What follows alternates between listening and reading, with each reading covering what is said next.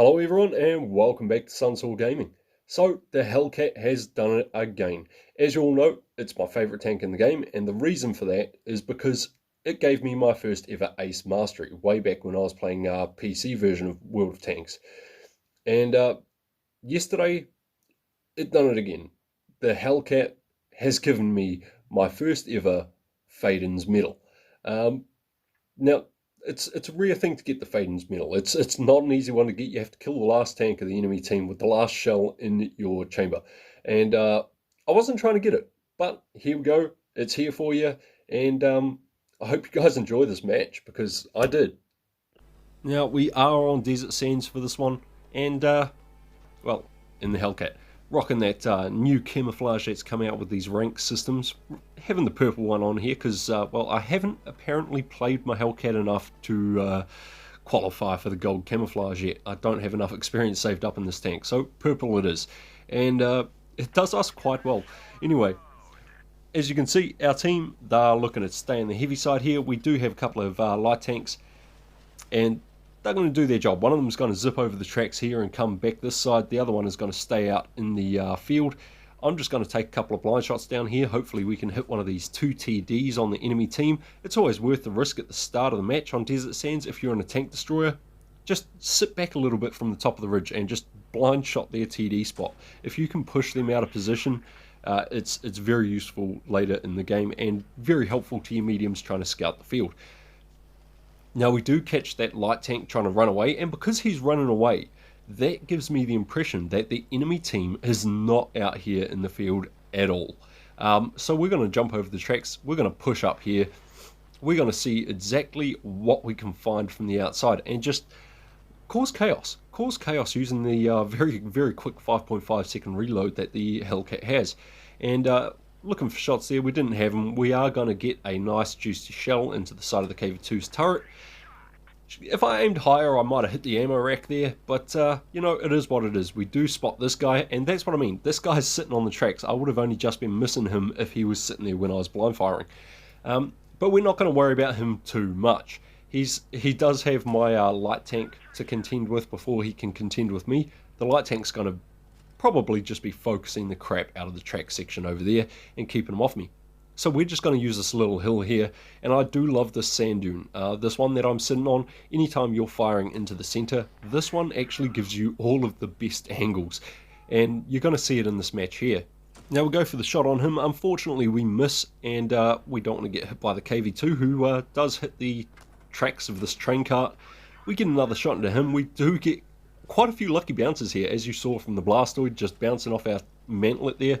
And it happens a lot with the Hellcat, like that. If you stay held down in this tank, you can get bounces. Even though it's got no armor, that mantlet will bounce a lot of shells. I've said it before, I'll say it again, you don't need armor. You just need to know how to play your tanks properly, guys. Anyway, we're just going to keep making sure that that guy doesn't pop up and try for another shot on us while we go for these shots on the guys that are pushing on our heavies. Now, you can see, if you look at the minimap, our entire team is clustered in the one area, and they're not getting damage, guys. They are not getting damage. Not a single person on this team cracks 1000 damage except for myself. But I mean, I'm able to give them a lot of support from this position here, just dropping the shells into players like this Cryos. That's a very dangerous tank. I focused him every chance I got, and he is now out of the game. We get another lucky bounce there. We don't quite manage to get that second one there, but that's okay. We've still got a lot of hit points here, guys, and we've alleviated some of the pressure from our heavy tanks. Now, unfortunately, they do have tanks on both sides of them. We are going to go for the track shot here, and we miss it completely, but we do damage his engine, which slows down the blastoid. And that's what my team needs. They need every second of time they can get. Now, unfortunately, I wasn't able to get that in, and I was focusing a little too hard, and this guy manages to get a shell into us. Unfortunately, we bounce a shell there. We are alone out here, so we bait that shell, and we're going to get another one into him, just to even the score. Now, me and this guy, we are even for hit points, although he's got the help that I don't have. We do manage to plug one into him. We're going to take out the light tank here, because that is the smart option. He's the one that's going to be able to shoot on us first. And we're actually just going to aim for killing this guy. trying not to expose myself too much, because I know if I pull up far enough for me to see him, he can actually see the front of my Hellcat's hull, and that's what we're trying to avoid. So we're being very, very careful. We do load in the HE there and completely miss it, but that's fine. It's at this point where I've realized I'm running out of ammunition. Now our M6, I do commend this guy. He has done the right things. He's a new player. I forgot to change out of my HE shells there, but that's the last HE shell out of my chamber. Anyway, as I was saying, he's a newish sort of player, but he had the smarts to run away from the enemy heavies when he was singled out and alone and come join me out here in the field. So hats off to you, my guy in the M6. You're doing a great job. You were playing the game correctly, and it's a blessing to see new players. Now, I tell him to hold position, and like a true legend, he holds position. Again, not something you normally see from new players.